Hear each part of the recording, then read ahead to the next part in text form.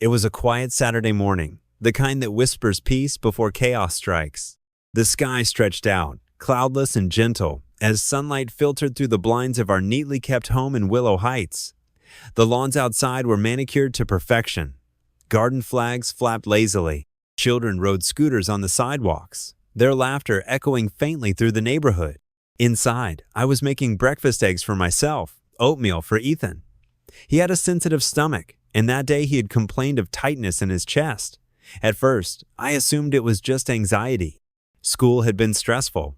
Tests, friends, the usual pressures of being 12. But when I called him down, he didn't respond. I went to check. He was on the floor of his room, pale, barely conscious. His lips were blue, and his breathing was shallow and ragged. My mind didn't hesitate. I called 911 with shaking hands, barely able to form words. The operator's calm voice seemed surreal, in contrast to the panic that flooded my chest. "Help is on the way," she said. I knelt next to him, holding his hand. His eyes fluttered. He tried to speak but couldn't. Time slowed. I felt helpless, trying not to cry, whispering to him to stay awake, to hold on.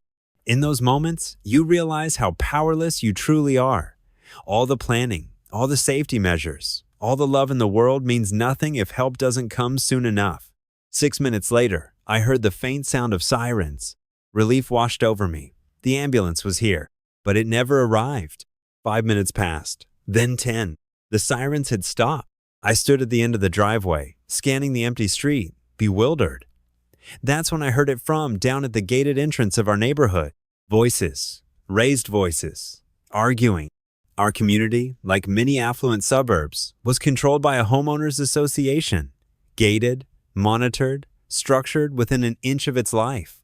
And standing between the paramedics and my dying son was Karen Thompson, our HOA president. Karen was a retired school administrator with too much time and too much authority. She patrolled the streets in a golf cart, clipboard always in hand, enforcing HOA rules like federal law. Her garden was immaculate. Her judgments were swift. She took pride in being difficult. When the ambulance arrived, she stopped them at the gate. Rules were rules, and without pre-approved access, she believed the vehicle should not enter. No permit had been issued. No exception would be made. From my vantage point, I couldn't hear the words exactly, but I saw the gestures. I saw the EMTs pointing toward my house, their urgency unmistakable. I saw Karen shaking her head and waving her clipboard as if it were a badge. I began to run. By the time I reached the scene, the paramedics had managed to inch past her. One of them had physically moved her golf cart out of the way. Karen was shouting, threatening to call the police for unauthorized entry. I screamed that my son was dying, that he was barely breathing. They raced to my home, lifted Ethan into the gurney, and began life-saving interventions before even reaching the hospital. I sat in the back of the ambulance, holding my son's hand, praying the delay hadn't cost him too much. In the cold, sterile light of the emergency room, they fought for him. Machines beeped, tubes were inserted, voices barked orders. For an hour, I waited in agony. Finally, a doctor emerged. My son was alive, but only just. He had suffered a cardiac arrhythmia that nearly stopped his heart. They stabilized him, but there would be consequences. He spent 5 days in the ICU. When he woke, his voice was weak and his eyes were tired. The doctor said the delay in oxygen had caused mild neurological damage. He would recover mostly, but things would never be quite the same. He would need monitoring, medications, and rest. His stamina was gone. So was a part of his carefree childhood. I didn't speak to Karen. Not then. I was too angry. But others did. A neighbor posted what happened on a local community group. It spread quickly. People were horrified.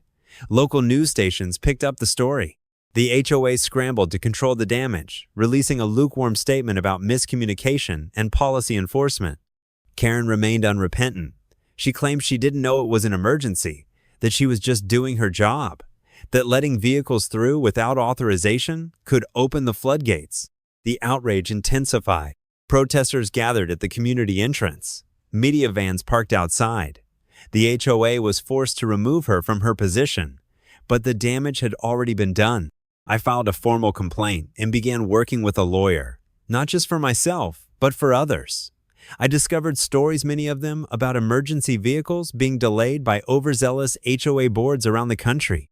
My story became part of something larger. I was asked to testify at a public hearing about emergency access legislation. I went. I told them everything.